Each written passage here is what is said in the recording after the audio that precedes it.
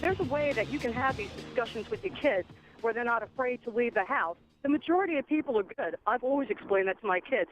The majority of people are good. However, you do have some that are not so good. And if you were to come in contact with somebody that is not a good person, here's what you need to do. And then that's where you, your wife, and maybe any other family members, or even involving the neighborhood, has these proactive discussions with your kids to keep them safe.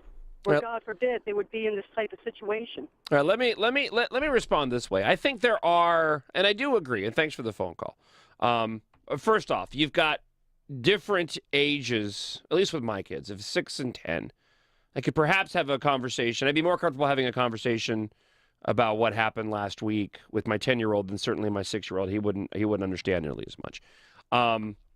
Let me address the pedophile comments you made about, the kids and worried about that.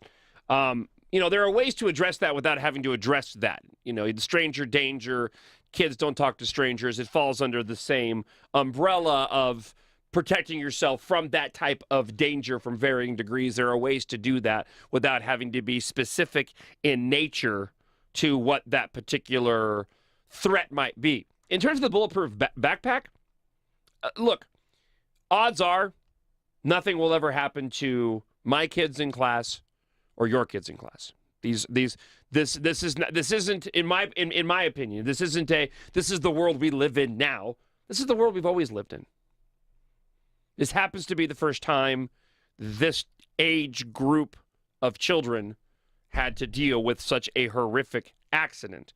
But in the grand scheme of things, it's incredibly infrequent, and the odds of that happening to your kids or my kids is slim to nil.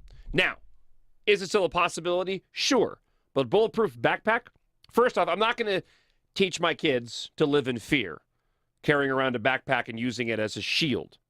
Most of the places where you go with your children, you're with your children, you could provide a sense of security for them and help them in those circumstances. In terms of the backpack, even if you were in a circumstance where you needed that, the odds of that backpack being on that child at that moment is slim to nil. Unless it happens to and from school or walking to class, and if they have it on, if they're in the classroom, the kids aren't wearing. Let me put it this way. Let me frame it this way better. If you're going to go that route, then you might as well just have your kid covered in Kevlar in class every day, if that's the route you're going to go.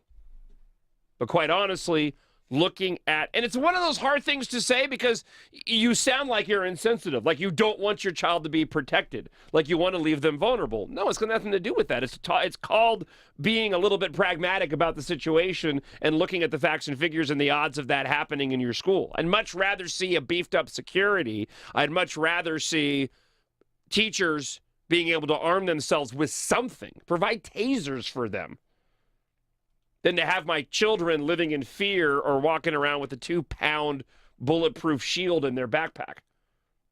All right, let's talk to Jeremy. Good morning, Jeremy. Welcome to the John Justice Show.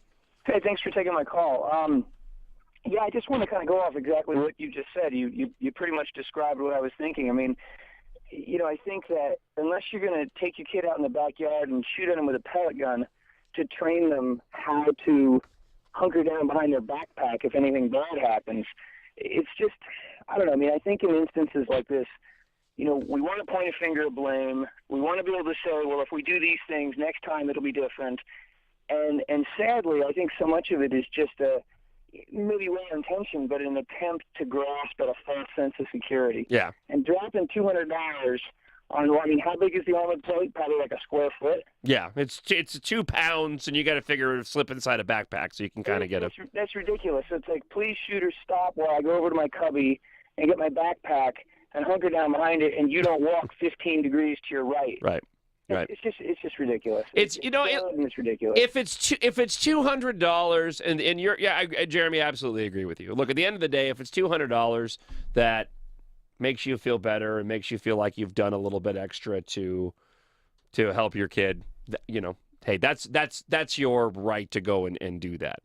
Personally, I think if you're going to address this with children at all, do it in the same way, the stranger danger fashion. You know, you can teach them security inside the classroom by simply stating, hey, you know what, if anything weird ever happens, if somebody comes in the classroom that's not supposed to be there, you know, do the fire drill, duck under your desk. That's going to have more of an effect than Kevlar in their backpack. All right, more of the John Justice Show coming up on 104.1 The Truth.